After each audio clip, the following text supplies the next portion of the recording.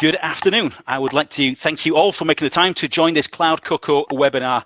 Today we have put this webinar together because security has never been as important as it is just now.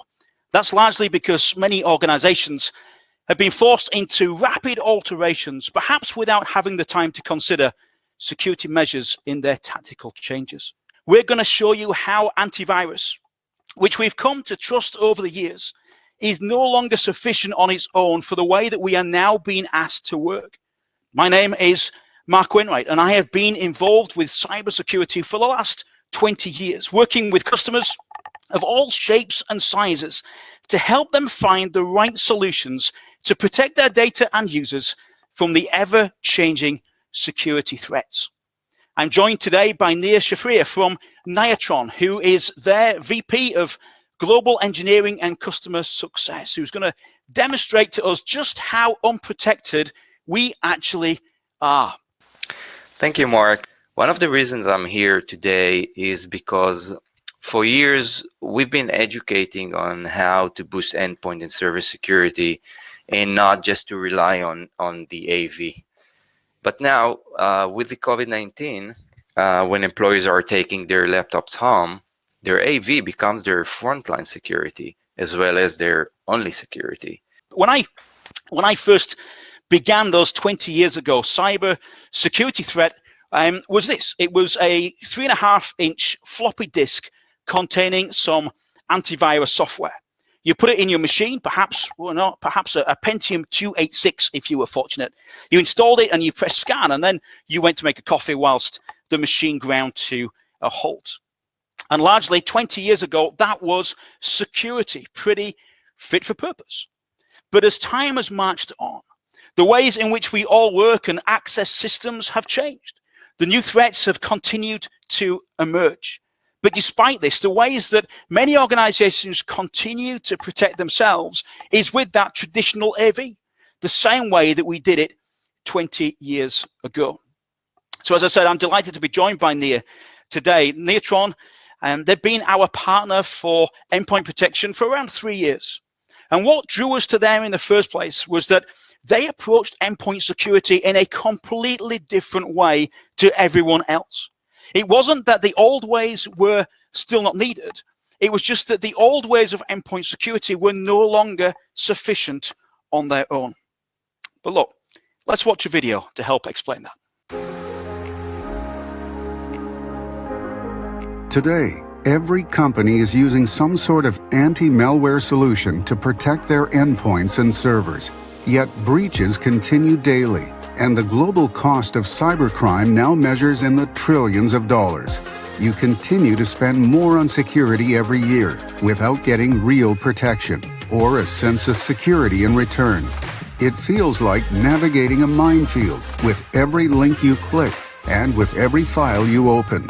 But what would it take to make you feel secure again? What if endpoint security was reimagined from scratch? How would it look? First, it would be threat agnostic. That means no reliance on the past, no more chasing threats or updating signatures. Second, it would be application and user behavior agnostic. No need to manage and update application whitelists or try to predict the infinitely variable user behavior. Finally, it would have minimal performance impact and false positives. Sound impossible? Think again. Neutron's Paranoid focuses on the map of known good operating system behavior, which is finite, to stop new, never-before-seen threats that are often able to evade even the most advanced next-generation antivirus solutions. When an activity sequence doesn't follow the correct path, Paranoid prevents it from executing, no matter what. And it works without interrupting business as usual, right out of the box. No disk scanning, and no signature or machine learning model updates. And did we mention deep visibility into the attack source, timelines, and methods? You get that too. Paranoid has stopped countless nation-state attacks across a variety of mission-critical organizations globally. And those organizations didn't have to rip and replace their existing security solutions. They simply added Paranoid as their last line of defense. Feel secure. Be secure with Neutron. So the world that we now living in is a very different place to what it was just a few weeks ago, never mind 20 years ago. And the increases in targeted phishing and spear phishing attacks have risen just exponentially. No longer do I just get phishing emails that tell me that I have been speeding in Swinton. Click on the link to see the photographic evidence of that. Or I'm due a refund from HMRC. Click here to access it. Or someone has attempted to gain access from my PayPal account. Click the link to change your details quickly. No. Phishing emails now come from HMRC about so-called COVID-19 tax rebates, or I receive emails about COVID-19 fundraising that I can get involved with, or where I can access available test kits.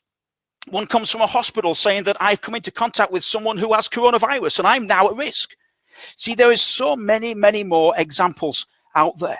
Google have reportedly said that they are blocking over 240 million COVID spam emails per day, of which 18 million of those are malware and phishing emails alone.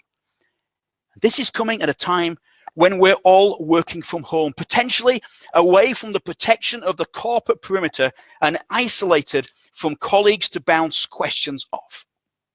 What is really apparent is that whilst businesses are changing the way that they're working to ensure users can still work whilst out of the office, the cyber criminal is even more active than they were in the past. They have not been furloughed.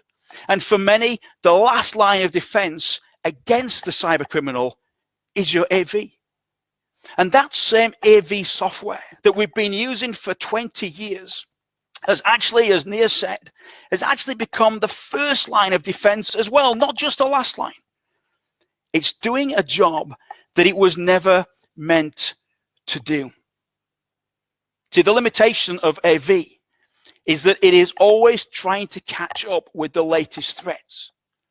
It can only react and respond to new threats by trying to make sure that you have a signature to match against.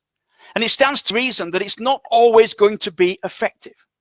So at a time when we're targeted possibly more than ever before, and users having less protection because of where we're all working, just how confident are you that your endpoint protection is really working for you? Well, before you answer that, and before I ask Nia just to demonstrate why AV is no longer sufficient on its own, let's just see another short video about why Niatron's paranoid endpoint solution is different from anything else available in the market. Why paranoid? Traditional EDR solutions offer limited to no protection, particularly against never-seen-before threats. They offer post-breach visibility with overwhelming amounts of data to analyze. How is paranoid different? Let's look at driving. There are usually multiple routes to get somewhere. Using a navigation app, it is simple to see which routes are optimal. Normally, taking a long or a weird route simply doesn't make sense. Similarly, Paranoid has a map of the normative routes of the operating system. It monitors all your user and program activities, ensures they make sense, and stops the rest. This is how Paranoid can protect you against unknown threats while giving you real-time visibility. This is EPR, Endpoint Prevention and Response. We've mapped all normative routes of the operating system. We provide precise visibility in real time and stop unknown threats effectively in large-scale deployments such as healthcare, law enforcement, local and state government, and aviation. Securing the world. We don't just provide insights, we stop the attacks cold.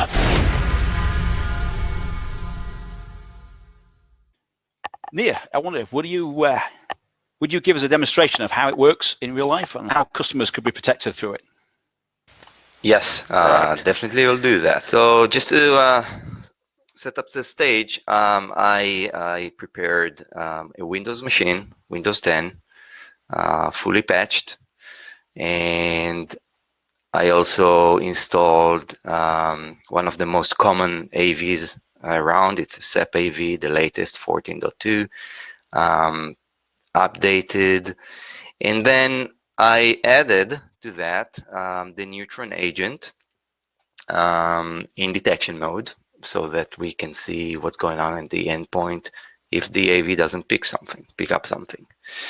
Now, to start with, I want to first demonstrate what happens when somehow we get a bunch of malware into our endpoint and the AV picks them up. All right, so group A represents a group that has malware, all of them signed by AVs, all of them are known. Now, when I extract that file, the AV should kick in, and you'll see how fast that happens. Immediately it picks up the viruses, you see here, and we get alerts, we get the name of the viruses, it deletes most of the files, and the rest would be deleted very soon, but definitely we cannot execute them. Now, that is exactly what we expect our AV, and actually what we expect our security posture to be able to achieve. And that's also why AV is still relevant as a protection, as a first line of protection. Now, I'm going to close that, and let's talk about a scenario where the endpoint loses its connectivity to the internet. It could be because there's no internet for that endpoint, or maybe we clicked on a really bad link and a malware was able to block our communication to the internet for a few minutes. Now, when that happens, our AV loses its ability to communicate with the cloud intelligence it is connected to, which means it cannot query hash strings and such in order to determine if a file is a malware or not. Now, if we all thought that the AV has all its signatures locally in its database, no, that cannot be, because there are billions of signatures and the AV cannot hold them all locally and upload them to the RAM of the machine. So it just caches the most frequent malware. The rest are in the cloud. So let's make that scenario real for this endpoint by just turning off its internet access. Just before we do that, I've got internet access here. The endpoint is connected to the internet, which means the AV is also connected to the internet. But when I turn that interface, or when I change to disable, I should be losing my internet connection. And I lost it. So now the AV doesn't have its connection to the cloud. What happened next is I'm going to go to group B, which is pretty much the same as group A. Bunch of malware, all signed by AVs. But these are older malware. They could be 2 years old or more than that.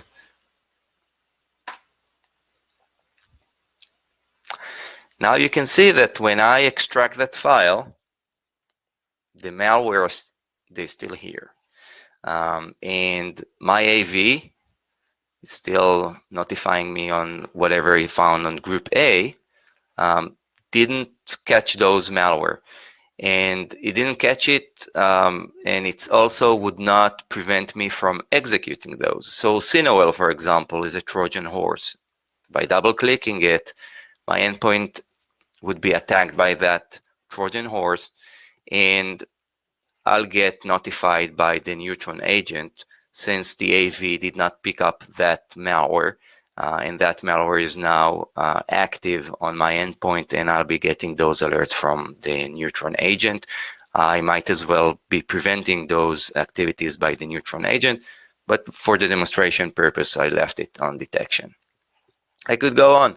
I could click the US Airmail message, which is another app that probably steals some data and change files in my endpoint. And once again, you can see AV didn't pick it up, and I got some alerts from the neutron agent. And the fact is, I could go on. The AV would not pick those because they're not cached in its memory, and it doesn't have a way to reach out for its cloud intelligence. Now, to prove my point, let me bring back the internet connection. I'm going to enable. It might take a few more seconds. It's not as fast as disconnecting the connection. But once I gain my internet connection back, that means that the AV would be able to reach its cloud intelligence. And by the way, at the same time, the neutron agent is also not connected to the internet. It's not connected to its management portal, but it's still able to protect us because it doesn't need to know anything about viruses, the way it works, as Mark showed. It's different. It's by knowing how the operating system works versus trying to figure out how the attackers are working. Now let's see, if I got my internet back, and I did, it means that now the AV could actually check and see what's going on when I double click a malware. So what I'm going to do is click the same malware I clicked before, and now as you can see, the AV kicks in, telling me that Cinewell is a Trojan. And if I do the same thing for another virus, it would immediately delete it, letting me know that this was a virus. I should not click on that.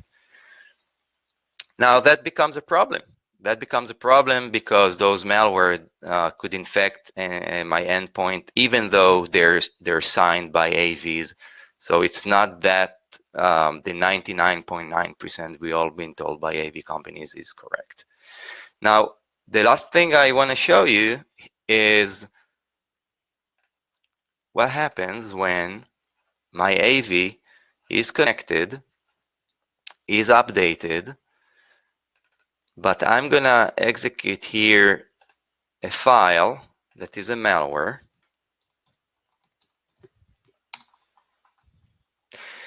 And the special thing about this file is that we took a malware that is around a year old.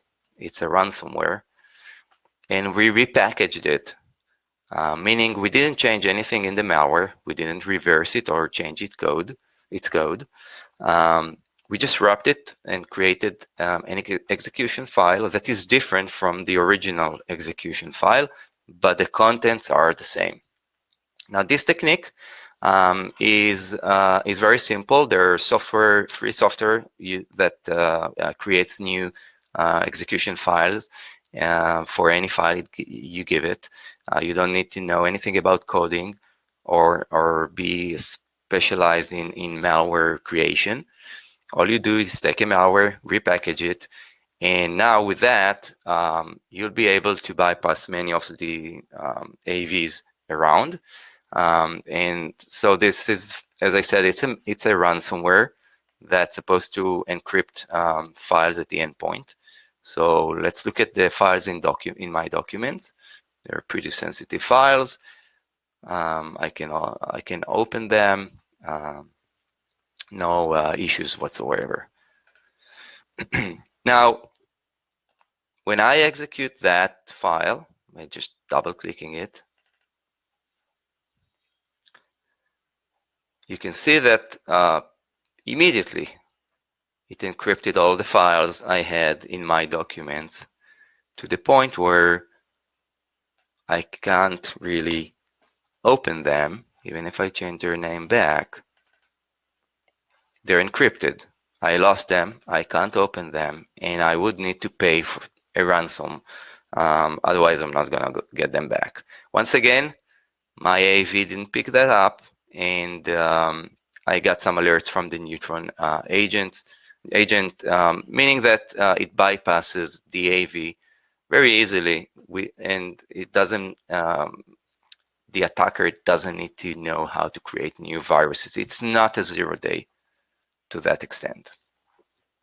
Now, at the same time, when I was running all those malware, the environment picked up malware attacks, and it could show me exactly what is going on, and give me alerts for whatever happens at the endpoint. If I want to go and investigate, oh, phew, look at that. If I want to go and investigate, I will need to get to the endpoint, the infected endpoint, through the management system, and be able to just execute an investigation. Investigation includes looking at the processes and looking at the activities that happened during the attack. Now, this emphasizes how it is critical not to just rely on the AV.